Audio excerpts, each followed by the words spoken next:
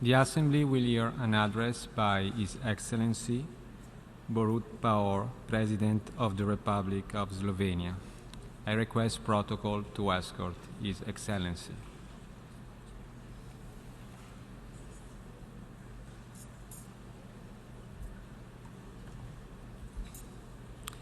On behalf of the General Assembly, I have the honor to welcome to the United Nations His Excellency Borut Pahor, President of the Republic of Slovenia, and to invite him to address the Assembly.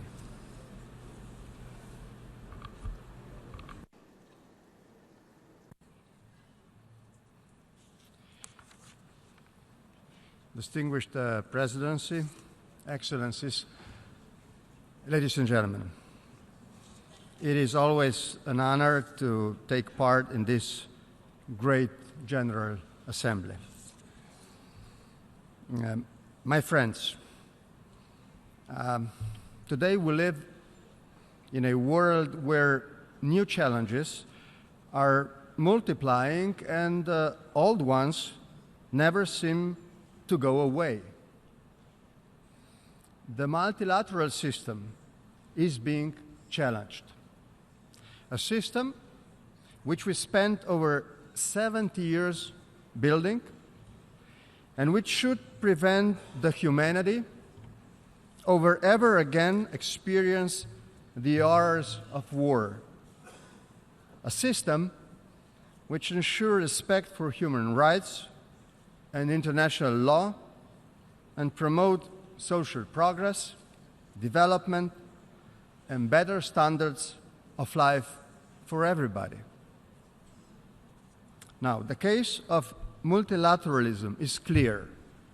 As member states, we all have the responsibility to find common solutions to common threats and challenges we face while protecting the principles and values of the United Nations Charter. That spirit of cooperation and common responsibility must guide our work in years to come. No state, no nation will gain if it only strives to assert its own interests. My friends, in today's unpredictable world, I urge, let us join our efforts towards strengthening multilateralism as the only viable way to secure peace and security for future generations. My country, Slovenia, stands firmly in defense of this multilateralism with the United Nations at its core.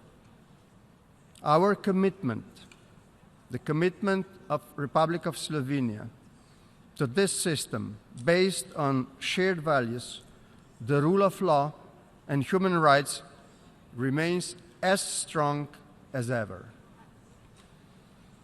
Ladies and gentlemen, we all should strive to make the United Nations stronger and more efficient organizations, reformed in a way to be able to respond and assist in solving the most pressing concerns of our time. Slovenia strongly supports the reform efforts by Secretary General, Mr. Guterres. A lot has been achieved throughout the past year, yet progress needs to continue. At the end of the day, the success of the United Nations reform largely depends on us, the member states. It depends on our political will and ability to translate words into action for the benefit of all of us. We hope this will also give fresh impetus to the reform of the Security Council to secure more fair representation of today's world. My friends, only rules-based international order can guarantee the equality of peoples and equality of nations. If we want to create a more stable, peaceful, and just future, member states must adhere to international law. The respect for international law and the rule of law is a precondition for life in peace and security of all states for the entire international community. At this point, I would, since I come from the country neighboring the Western Balkans region, like to stress the importance of international law and judgments of international courts also in the relations to the reconciliation process in the region. Recognizing and accepting historic facts, no matter how painful they are, is the basic for stability and progress. Western Balkans is in need of both. I also wish to emphasize, ladies and gentlemen, the necessity of full respect of human rights, which is always pertinent, but even more in today's world. Without it, there can be no peace, security, or development. The United Nations have been instrumental in promoting respect for human rights and fundamental freedoms worldwide. But let us not forget that the primary responsibility for their fulfillment lies, once again, with the state. No rights of states, no emergency, no political reason can ever excuse the violation of human rights. Slovenia, the current chair of the Human Rights Council, remains a strong supporter of human rights for all. My country considers that the Council's contribution to the strengthening of human rights in the world is important, maybe more than ever. We all must endeavor to ensure the Council's credibility and better effectiveness. We sincerely hope and expect that United States of America, a traditional promoter and supporter of respect for human rights throughout the world, will remain committed to the promotion and protection of human rights. Slovenia will continue to seek throughout dialogue results in the process of strengthening legitimacy, credibility, and effectiveness of the Human Rights Council. War, violent extremism, and terrorism always prevents assaults on human rights. These atrocities are shocking to the core of human consciousness. Effective law enforcement measures are indispensable in the, ladies and gentlemen, fight against terrorism. But terrorism will never be defeated by security measures alone. Our endeavors to counter and prevent terrorism have to be comprehensive, targeting also root causes of radicalization. Impunity represents one of the major obstacles to the prevention of grave and systematic violation of human rights committed against civilians in armed conflicts. All parties to a conflict, including non-state actors, must comply with the international humanitarian law. Ending impunity is essential for the war-torn society to recover from conflict as well as to prevent future human rights abuses. Slovenia is a strong supporter to the International Criminal Court. We stress the importance of effective cooperation with the International Criminal Court, including by the Security Council, and invite states that have not yet done so to ratify the Rome Statute. Ladies and gentlemen, we must preserve and protect the non-proliferation architecture based on non-proliferation treaty to prevent the proliferation of weapons of mass destructions, including chemical, biological, and nuclear weapons. We have to implement all binding international treaties concerning weapons of mass destruction, including in particular the MPT, of which 50th anniversary we are marking this year. Ladies and gentlemen, Slovenia supports solving of the pressing proliferation issues by diplomatic and peaceful means. To that end, we reiterate support Iran nuclear deal as long as Iran honors its obligations.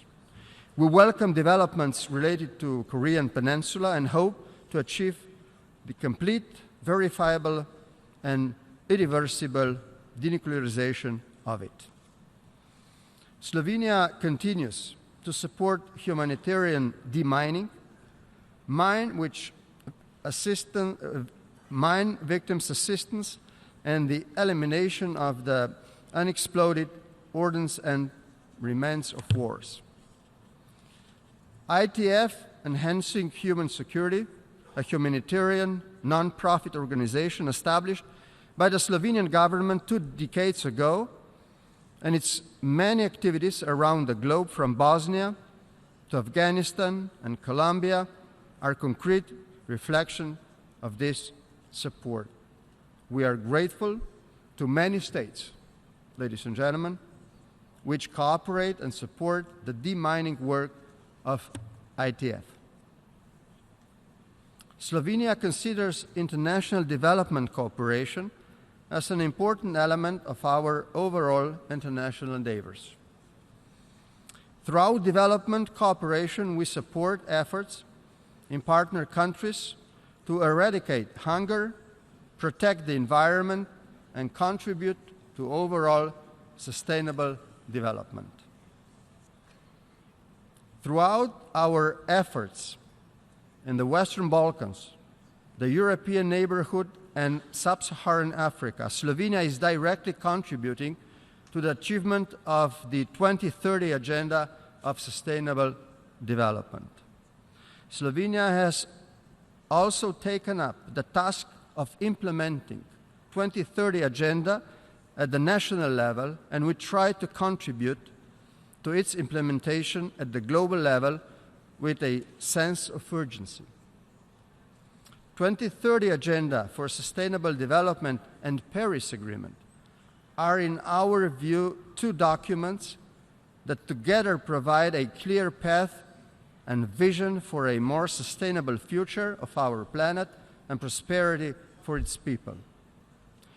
By the way, ladies and gentlemen, my friends, Slovenia is in the 8th spot among at least 150 countries in terms of the realization of the 2030 UN Agenda for Sustainable Development. The result I am very proud of. Ladies and gentlemen, today, more than ever, we need a strong multilateral system where the emphasis must be on doing more collectively, timely, and effectively.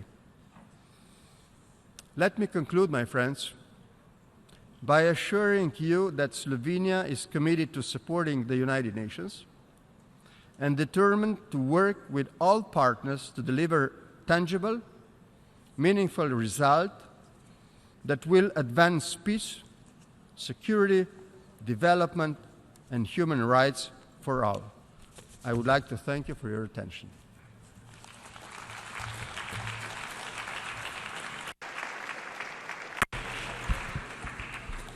On behalf of the General Assembly, I wish to thank His Excellency Borut Pahor, President of the Republic of Slovenia, for the statement just made.